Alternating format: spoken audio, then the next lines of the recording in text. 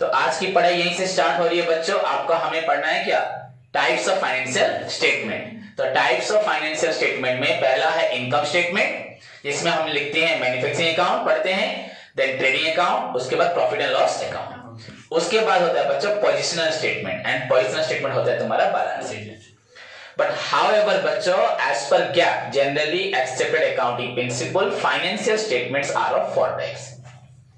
वैसे भी जब मैंने इंट्रोडक्शन पार्ट में आपको फाइनेंशियल स्टेटमेंट का मीनिंग बताया था, financial statements are the outcome of summarising the process of accounting, बताया था नहीं बताया था, and it provide the interim report that present the division of life of an enterprise.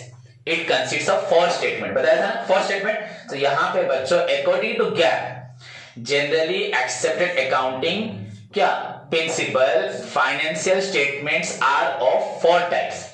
First one is बच्चों आपका बोला जाता है, आप बोलोगे इनकम स्टेटमेंट, पर हम यहाँ बच्चों बोलते हैं पोजिशनल स्टेटमेंट। क्या बोलते हैं, पहले बैलेंस शीट। क्योंकि आप लोगों ने फाइनल अकाउंट में पढ़ा है, कॉर्पोरेट अकाउंटिंग में हम लोग schedule part 1 of schedule 2, schedule 3 as per companies act 2013 में याद करो, पार्ट 1 था बैलेंस शीट, पार्ट 2 था प्रॉफिट एंड लॉस अकाउंट। याद आ रहा है? तो पहले पार्ट 1 पढ़ा जाएगा।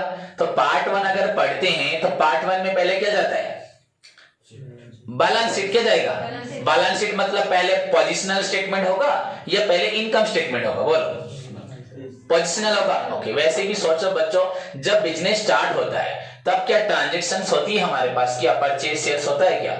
जब बिजनेस स्टार्ट होता है हमारे पास cash, capital, land, building, plant, machineries होती है। तो दीज आर द आइटम्स बच्चों which are required to appear in balance sheet. पहले बिजनेस बनता है तो दीज आर द आइटम्स, ये आपका बैलेंस शीट में शो होता है कि नहीं होता? These are real account items. Capital हुआ पर्सनल अकाउंट आइटम्स। बच्चों personal and real account items कहां शो होता है, बैलेंस शीट में। आपका ट्रेडिंग P&L में क्या शो होता है, नॉमिनल अकाउंट। क्या होता है, हम लोग पढ़ते जरूर है हमेशा, क्या पढ़ते हैं, पहले ट्रेडिंग P&L अकाउंट, उसके बाद क्या पढ़ते हैं, बैलेंस शीट। क्योंकि ट्रेडिंग P&L अकाउंट बच्चों 1 साल का बनता है, बट बैलेंस शीट बच्चों ऑन ए पर्टिकुलर डेट पे बनता है, हाँ या नहीं? हम जब trading and profit loss account लिखते हैं उसके नीचे फॉर द ईयर एंडेड लिखते हैं, बिकॉज हमें प्रॉफिट एक दिन में नहीं होता, पूरा साल भर का प्रॉफिट होता है। एक दिन सामान बेच के प्रॉफिट नहीं हुआ, तो साल भर का थ्रू आउट द ईयर हमें क्या प्रॉफिट हुआ, क्या लॉस हुआ, वो मालूम पड़ता है आपका income statements. But balance sheet बच्चों एक पर्टिकुलर डेट में बनाई जाती है, हाँ या नहीं? तो बच्चों फाइनेंशियल स्टेटमेंट्स के 4 कैटेगरीज हैं, उसमें आपका पहला कैटेगरी है आपका positional statement, okay, that is balance sheet, clear. Then उसके बाद बच्चों इनकम स्टेटमेंट, उसके अंदर आपको मालूम है manufacturing account, trading account, profit and loss account, और एक बच्चों हो सकता है स्टेटमेंट ऑफ रिटेन अर्निंग या profit and loss appropriation account. सभी को मालूम है, अगर कंपनी होगी तो कंपनी में नेट प्रॉफिट निकलने के बाद भी आपको शेयर होल्डर्स को क्या दिया जाएगा, डिविडेंड दिया जाएगा। तो वो dividend distribution among the share holder, वो तो P&L अकाउंट में शो नहीं होगा, वो profit and loss appropriation account में शो होगा। समझ में आया कि नहीं है? जैसे हम लोग बोलते नहीं net profit before tax, after tax, other items, होता ही नहीं होता। तो सेकेंड हुआ आपका इनकम स्टेटमेंट। थर्ड क्या होगा आपका, statement of changes in owners account या ऑनर्स इक्विटी बोला था। एंड फाइनली बच्चों statement of changes in financial position. ये जो 2 हैं चेंजेस, क्या चेंजेस बच्चों, फाइनेंशियल स्टेटमेंट सिर्फ हमें प्रॉफिट एंड लॉस या आपका एसेट के बारे में नहीं बताता, लायबिलिटी के बारे में नहीं बताता, इनफैक्ट चेंजेस क्यों हो, कितना हुआ, क्यों हुआ, ये भी बताता है। क्या बोला, समझ में आया? मैंने जब ऑब्जेक्टिव्स पढ़ाया था तब बताया था, gives information, reliable information about the assets and liabilities, economic resources and obligation of A firm, बताया था। सेकेंड पॉइंट क्या था, provides reliable information about the changes in economic resources and obligation। याद करो, हमारे पास 2020 सपोज मार्च 31 को कितना एसेट्स था, कितना लायबिलिटीज था, ये कौन बताता, फाइनेंशियल स्टेटमेंट। अगेन बच्चों राइट इंफॉर्मेशन, फिर क्या देगा, प्रीवियस 2019 के कंपैरिजन में इस साल आपका एसेट्स एंड लायबिलिटीज कितना बढ़ा या कितना कमा, that information is also provided by the financial statement. बच्चों बुक तो है financial statement analysis and reporting, तो हमें फाइनेंशियल स्टेटमेंट को एनालाइज करके क्या सिर्फ बताना इस साल का क्या प्रॉफिट लॉस हुआ, इससे क्या मालूम पड़ेगा, हमें रिपोर्ट करना है as compare to previous year या 2-3 साल को बेस ईयर लेके इस साल का परफॉर्मेंस हमारा क्या है, सो दैट मैनेजमेंट अपनी कोई भी बच्चों पर्टिकुलर डिसीजन को चेंज कर सके, फ्यूचर में इसे प्रॉब्लम ना हो। समझ में आया कि नहीं? तो फाइनेंशियल स्टेटमेंट को एनालाइज करना है, क्लियर? तो इसमें 4 स्टेटमेंट हुए, पहला आपका पोजिशनल स्टेटमेंट, सेकेंड हुआ आपका इनकम स्टेटमेंट, थर्ड हुआ आपका statement of changes in owners account. समझ में आया कि नहीं? मतलब अगर बोला जाए कैपिटल तुम्हारा कितना चेंज हुआ है, डिविडेंड कितना चेंज हुआ है, प्रीवियस ईयर डिविडेंड इस साल का डिविडेंड में क्या फर्क पड़ा है, रिटेन अर्निंग क्या है, चेंजेस क्या हुआ ओनर्स अकाउंट में। समझ में आया कि नहीं?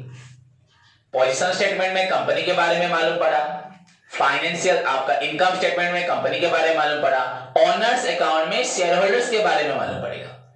देन बच्चों statement of changes in financial position, आपका फाइनेंशियल पोजीशन पिछले साल क्या था, इस साल कितना चेंज हुआ, दैट इज ऑल्सो बच्चों डिटरमाइंड अंडर दी नंबर 4 आपका फाइनेंशियल स्टेटमेंट। क्लियर? सो ओवरऑली हम आज तक पढ़े थे 2 प्रकार financial statement, but analysis and reporting point of view से हम या गैप बच्चों फाइनेंशियल स्टेटमेंट को 4 कैटेगरीज में डिवाइड करता है।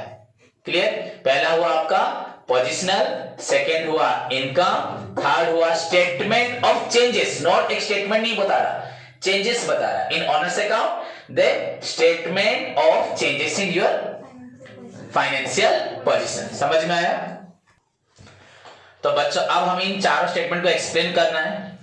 ये आपका बच्चों इंटरनल में अगर आता था प्रीवियसली या पीजी में अगर पढ़ते हो तो ये 20 मार्क्स का क्वेश्चन आता है, हुआ अभी आपका 12 मार्क्स, कितने मार्क्स का है 12 मार्क्स, तो आपको बस चारों स्टेटमेंट के बारे में एक्सप्लेन करना है and you will get 12 marks. कितना मार्क्स मिलेगा तुमको? तो सोचो बच्चों तुम लोग कैसे लिखोगे, क्या लिखोगे? तुमको अगर बोला जाए पोजिशनल स्टेटमेंट, तुम लोग एक ही लाइन लिख दोगे balance sheet. Balance sheet is a statement which is prepared at the end of an accounting period to provide the या to give the detailed information about the financial business of a business enterprise on a particular date। बस खत्म। तो और अगर नहीं लिखोगे तो marks कैसे मिलेगा? ऐसे तो चार स्टेटमेंट का मीनिंग 4 लाइन में खत्म हो जाएगा। तो हमें यहाँ पे बच्चों डिटेल्स में लिखना है।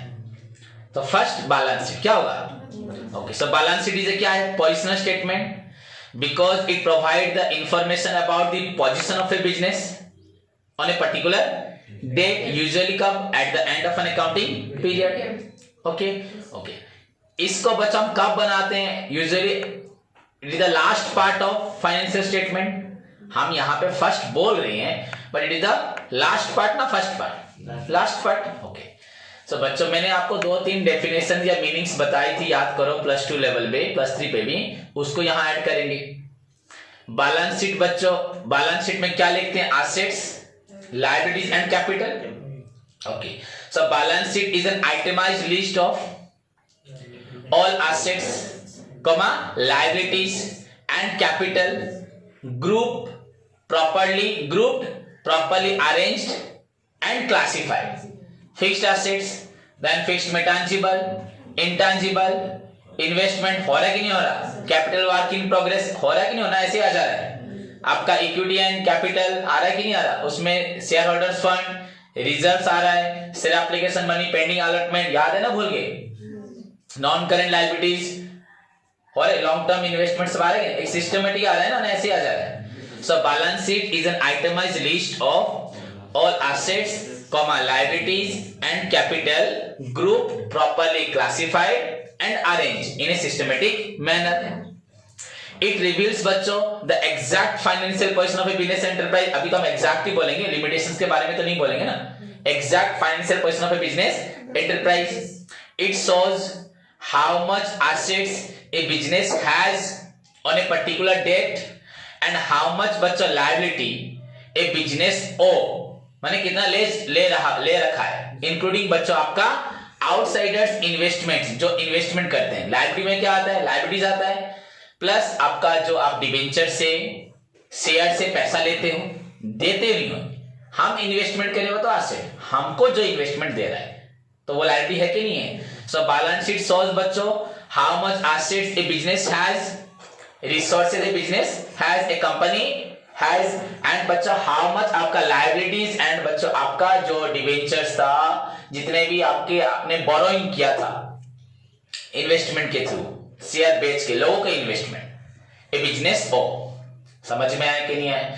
एंड इट शोज बच्चों all items related to your personal account and real account in nature, no nominal account items are taken into account. समझ में आया। इसमें सिर्फ आप लोग जो लिखते हो जितनी भी एसेट्स जो भी हो, plant, machinery, land, building, furniture, fixture, goodwill, आपका वो कॉपीराइट, पेटेंट्स हो, कैश इन हैंड हो, कैश एट बैंक हो, ये सब कौन से आइटम्स है, रियल अकाउंट।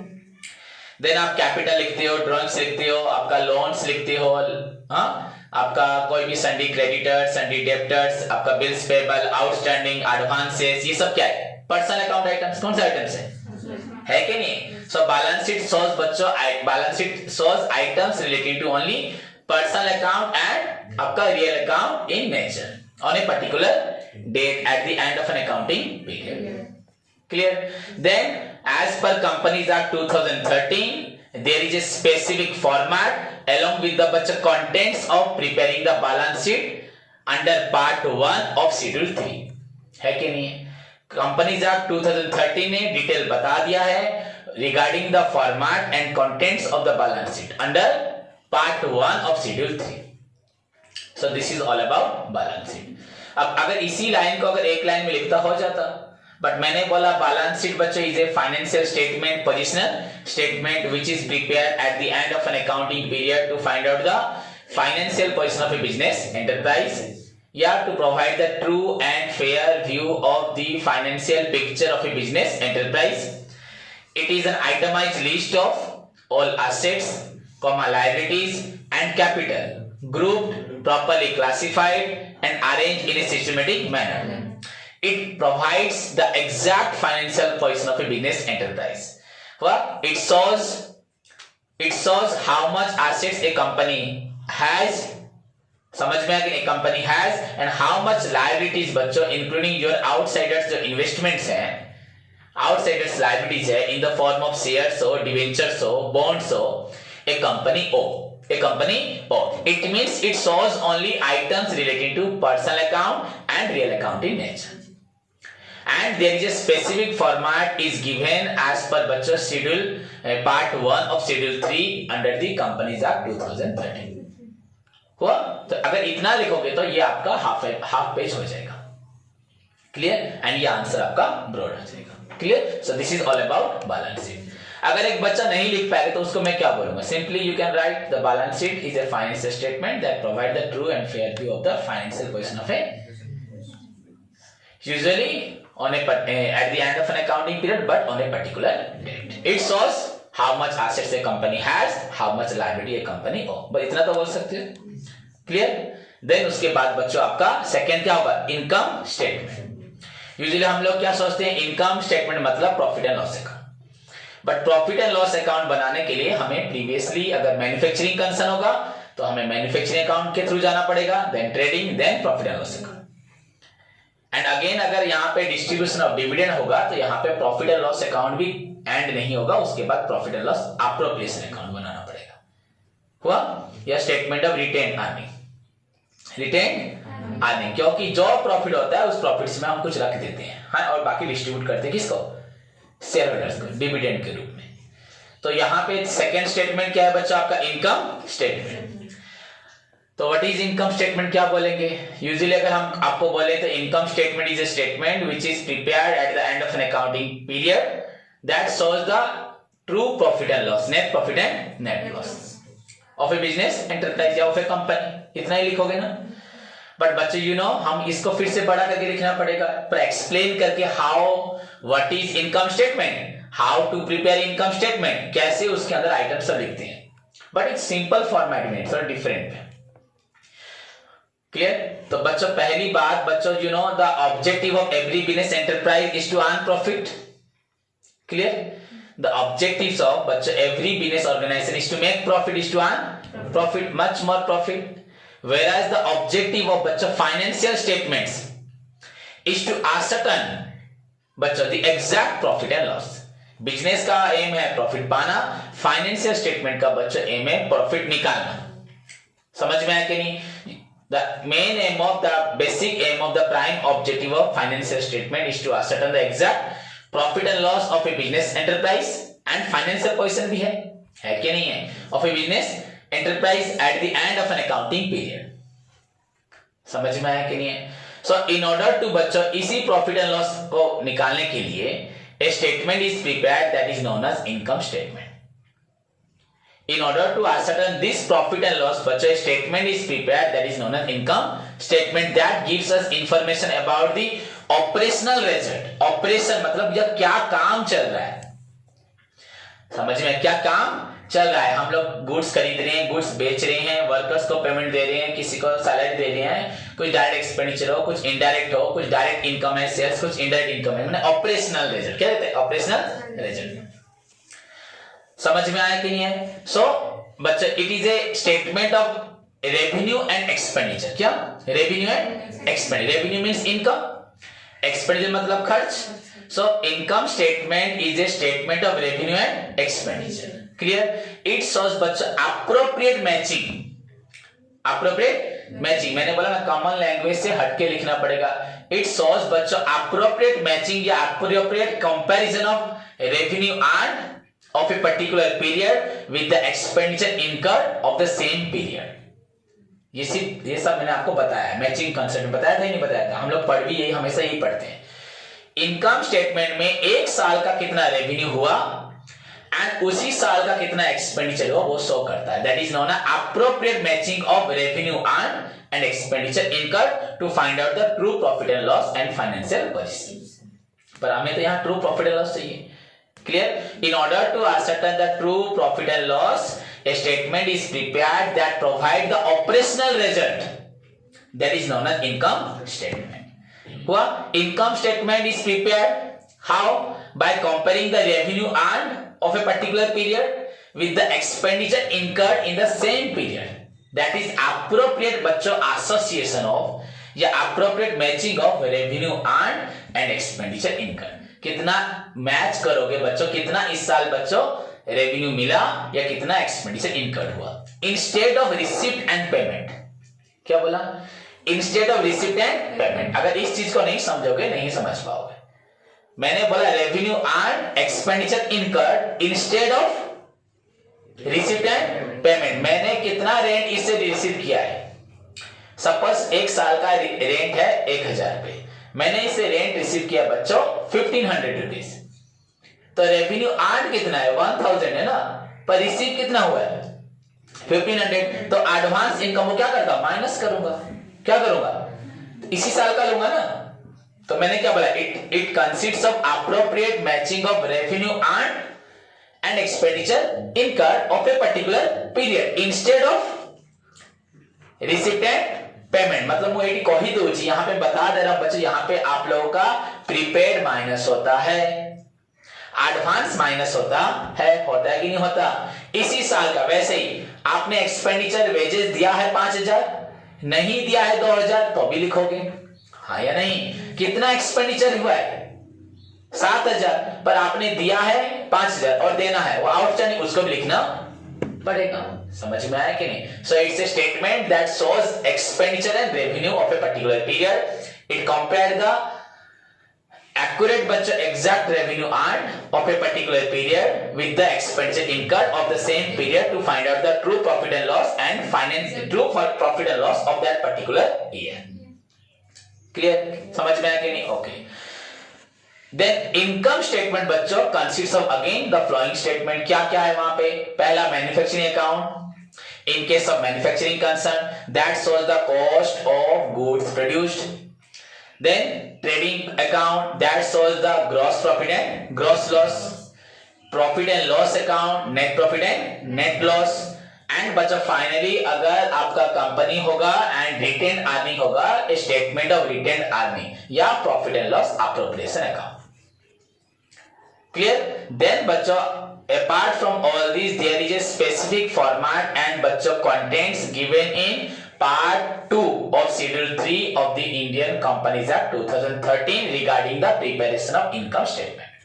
इसको छोड़ के मैंने इतना बोला, आपका प्रॉपर एक अप्रोप्रिएट फॉर्मेट है पार्ट 2 ऑफ शेड्यूल 3 में, वो कंपनीज एक्ट में लिखा है how to prepare the income statement, कैसे बनाए थे इनकम स्टेटमेंट। आपका दैट इंक्लूड्स आपका manufacturing, trading, profit and loss and आपका रिटेन अर्निंग के बारे में भी सब कुछ वहां मेंशन होता है। Clear? So if we write the meaning of income statement, मैंने जैसे बताया, डेफिनेटली ये बड़ा हुआ ना छोटा हुआ? बड़ा हो गया। समझ में आया कि नहीं? The main objective of every business enterprise is to make profit, is to earn profit, whereas the main objective of financial statement is to ascertain the exact या true profit and loss and financial position of a business enterprise at the end of an accounting period। ये तो first line हो गया। In order to ascertain that net profit or net loss, true profit or true loss, बच्चों a statement is prepared that shows the operational result of a business enterprise, that is known as income statement। हाँ, income statement बच्चों shows आपका revenue earned and expenditure incurred। It shows the appropriate matching of revenue earned and expenditure incurred बच्चों of a particular period, या revenue earned of a particular period with the expenditure incurred of the same period। समझ में आया कि नहीं? It shows only the revenue earned and expenditure incurred of a particular period instead of irrespective of बच्चे receipts और payment। Receipt कितना हो रहा है, पेमेंट कितना हो रहा है, इसको ध्यान देता नहीं है, कितना अर्न हो रहा है उसको देखा जाता है। समझ में आया कि नहीं? अगर मैं तुमसे फीस लेता हूं और तुमको नहीं पढ़ाता तो बच्चों वो पहले एडवांस है, लायबिलिटीज है। अर्न तभी होगा जब मैं तुमको पढ़ा दूंगा मतलब वो इनकम, उसी इनकम को मैं इस साल में लिखूंगा। जो इनकम अभी तक नहीं हुई उसको मैं लिखूंगा नहीं। तुम भी नहीं लिख सकते आपने कि तुमने पेमेंट मुझे दिया है ना, यू ऑल्सो बच्चों can not show that expenditure in your books of account, because तुमने वो इनकम एडवांस एक्सपेंडिचर पहले किए, प्रीपेड किए। तुम लोग भी नहीं लिख सकते कि सर हमारा खर्च हुआ है। क्लियर? नाउ दिस स्टेटमेंट बच्चों, अगर इफ दिस स्टेटमेंट और एक लाइन लिख सकते, if this statement is prepared on 31st March 2000 बच्चों आपका 20, then it shows only बच्चों revenue and incomes of 2019 1st April till बच्चों 2020 31st March, irrespective of the amount received और amount paid। कितना रिसीव किया है, कितना पेड किया, नो मैटर, हमें सिर्फ उसी साल का रेवेन्यू एंड एक्सपेंडिचर लिखना है। Finally, you can see, you can write बच्चों, this statement consists of manufacturing account that shows the cost of goods produced, trading account that shows your gross profit and gross loss, then P&L account that shows your net profit and net loss, and finally बच्चों if there is बच्चों distribution of dividend, interim dividend, proposed dividend, final dividend, मतलब there is any adjustment in respect of your owner's account, then they are required to prepare your retain profit बच्चा, statement of retained profit या profit and loss appropriation account. Clear? So it consists of maximum बच्चों 4 parts to find out the true profit and loss of a company या of a business enterprise. And जहां तक हम लोग ये सब पढ़ाई बच्चों कहां होता होगा, सॉर्टेड में होता होगा, financial statement analysis and reporting partnership में होता होगा, सब कंपनी में होता होगा। So there is a specific format with regards बच्चों आपका कंटेंट्स। समझ में आया कि नहीं? अंडर पार्ट 2 आपका फॉर्मेट है कि नहीं है, किसके बारे में, कंटेंट्स के बारे में, और under part 2 of schedule 3 in the Indian companies act 2013। जब मैं पढ़ा रहा था कॉर्पोरेट अकाउंटिंग में तब बार बार बोलता था, इसका स्पेसिफिक स्ट्रक्चर है, उसको आपको याद रखना पड़ेगा। Clear? So that is called बच्चों इनकम स्टेटमेंट। समझ में आया?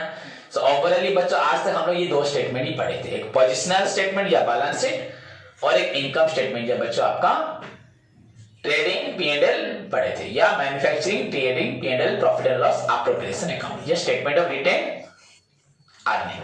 क्लियर? होप सभी को समझ में आया। बाकी नेक्स्ट 2 स्टेटमेंट हम नेक्स्ट क्लास में पढ़ेंगे। ओके, धन्यवाद।